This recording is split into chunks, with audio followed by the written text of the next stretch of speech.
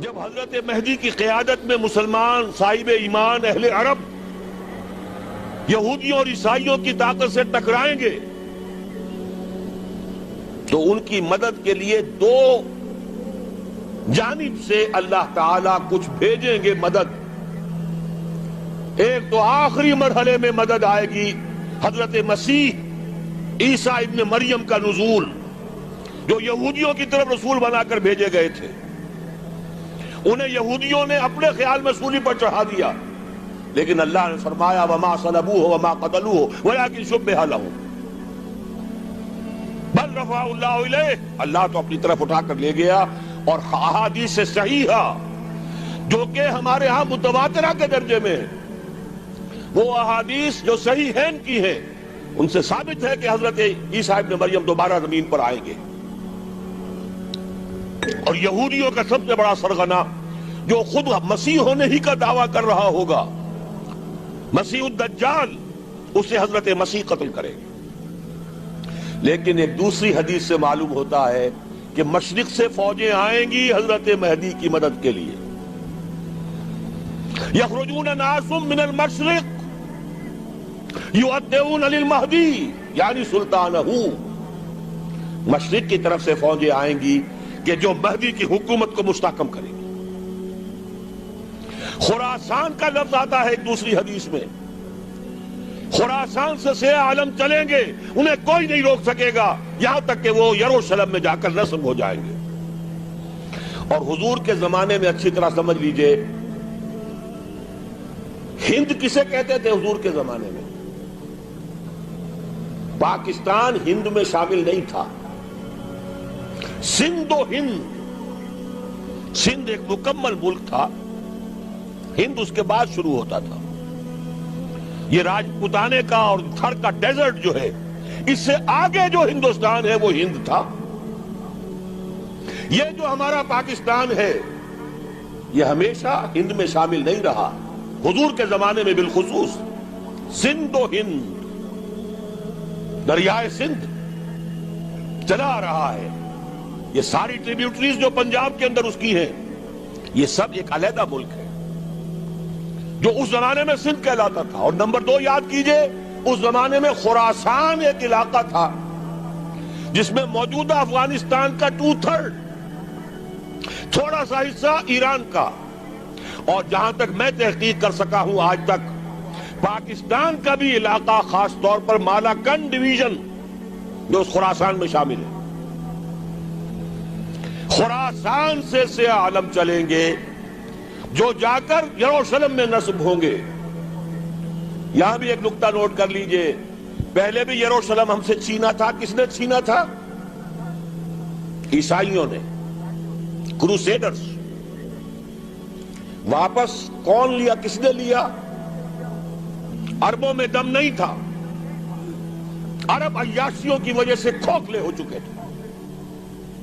واپس لینے والا صلاح الدین ایوبی، کرد خون. اب دوبارہ یروشلم لیا جا چکا. چینا کن سے گیا؟ عربوں سے. عرب واپس لے سکتے ہیں؟ کوئی اندیشہ اگر ہو سکتا تھا عراق کے بارے میں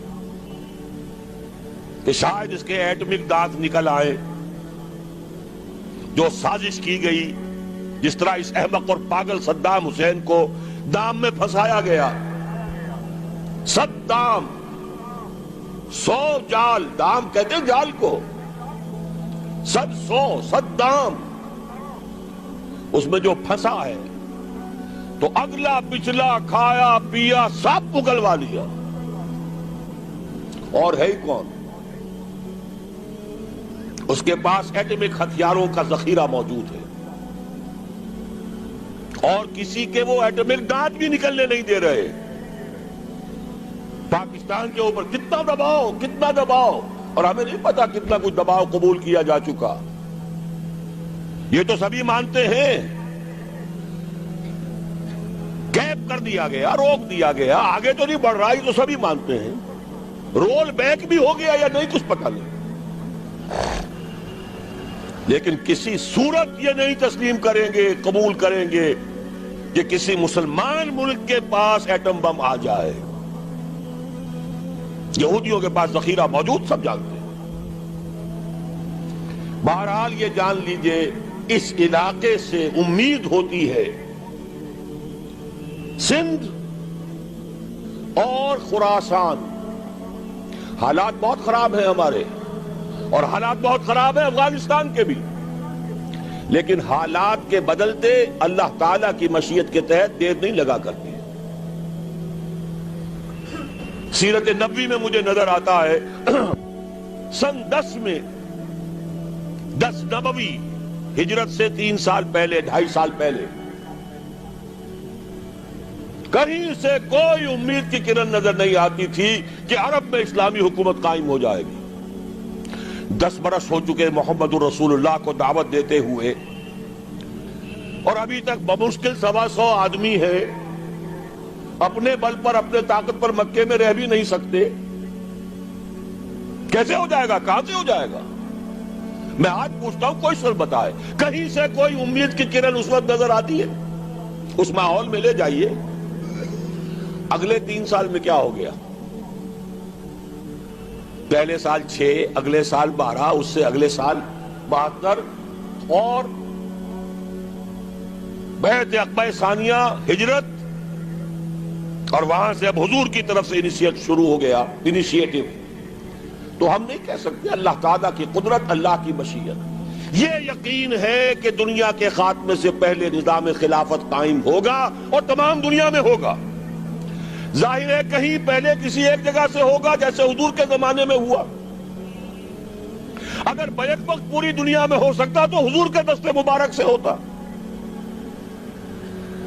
اگر حضور کے دست مبارک سے بھی ایک ملک میں ہوا، جزیرہ نماء عرب میں ہوا، پھر حضور کے امتی ہیں نا، ابو بکر ہے، عمر ہے، عثمان ہے، صحابہ کرام کی فوجیں نکلی ہیں، امتی ہیں. امتیوں کے ہاتھوں اس کی توسیع ہوئی.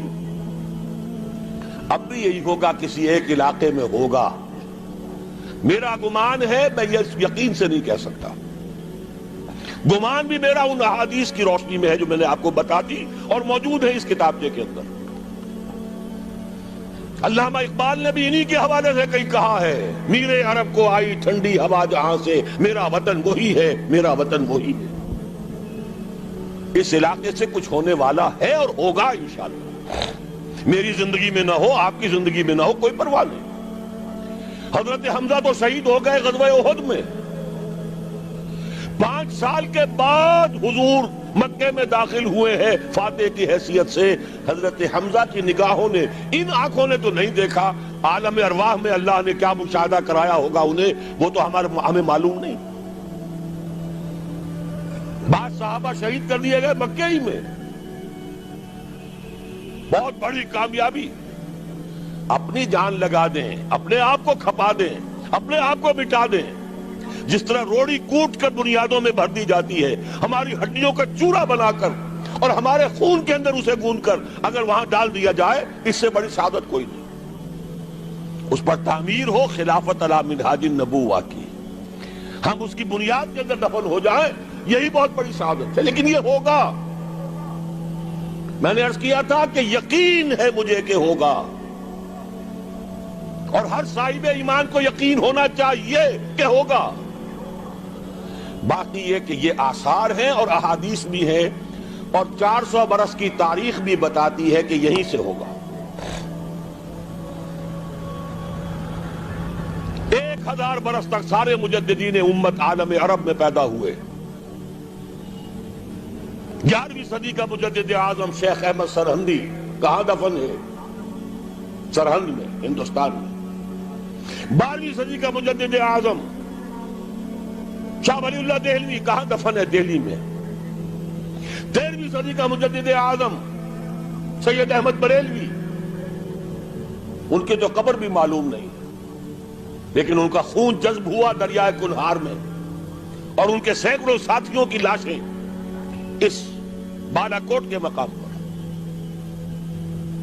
14ویں صدی کے مجدد اعظم شیخ الہند، لیکن ان کے ساتھ ساتھ اتنے اعظم رجال، علامہ اقبال جیسا مفکر، مولانا مودودی جیسا مصنف، مولانا الیاس جیسا مبلغ کہیں اور ہمیں دکھا دیجئے آپ. میں کل کہیں عرض کر رہا تھا، دیکھیے پہلے جو ہے 1000 برس تک ہر خیر ہندوستان میں باہر سے آ رہا تھا. معین الدین اجمیری باہر سے آ رہے ہیں، شیخ علی حجویری باہر سے آ رہے ہیں، سندھ میں جتنے اولیاء دفن ہیں سب کے سب باہر سے، ایران سے چلے آ رہے ہیں. لیکن جیسے ہی 11ویں صدی شروع ہوئی ریورس ہو گیا آرڈر. اب سلسلہ مجددیہ نقشبندیہ اب ہندوستان سے نکل کر پھیل رہا ہے. پورا افغانستان، پورا ترکستان، تمام یہ ترک ریاستیں جو آزاد ہوئی ہیں ابھی USSR کے خاتمے کے بعد، یہاں تک کہ سائپرس، جزیرہ قبرص، پورا ترکی جو اب بھی ہے موجودہ ترکی، سلسلہ مجددیہ نقشبندیہ کہاں سے چلا؟ ہندوستان سے پھیل گیا پورے عالم اسلام. مفکر، علماء دین کا اور تمام علوم دینی کا مجدد شاہ ولی اللہ دہلوی، خالص ترین جہاد فی سبیل اللہ دور صحابہ کے بعد جماعت مجاہدین جام شہادت نوش کیا، سینکڑوں ہمارے مجاہدین. پھر 14ویں صدی میں اقبال جیسا مفکر، مودودی جیسا، دوبارہ دوہرا رہا ہوں، مصنف، مولانا الیاس جیسا مبلغ مجھے تو کہیں نظر نہیں آتا. تمام مسلمان ممالک آزاد ہوئے، کہیں اسلام کا نام نہیں لگا. نہ سیوکارنوں نے نعرہ لگایا، نہ کہیں کسی اور نے نعرہ لگایا. عربوں نے بھی عرب نیشنلزم کا نعرہ لگایا، اسلام کا نعرہ نہیں. تحریک پاکستان میں نعرہ لگا، پاکستان کا مطلب کیا؟ لا الہ الا اللہ. صبح عرض کر چکا ہوں، تحریک خلافت پوری دنیا میں کہیں نہیں، صرف بر عظیم پاک و ہند میں. اور کیسی تحریک خلافت کہ ہندو شریک ہوئے، گاندھی شامل ہوا، پورے ہندوستان کو جس نے گنجا دیا. یہ دوسری بات ہے کہ جب خود مصطفیٰ کمال نے ختم کر دیا تو اب کیا کرتے؟ مدعی سست گواہ چست. نوٹ کرنے کی بات ہے، کچھ آثار ہیں، 400 سال کی تاریخ ہے، بتا رہی ہے پاکستان کا قیام خود ایک معجزہ. یہ ساری چیزیں مشیت ایزدی میں کسی بڑے خیر کا پیش خیمہ ہے.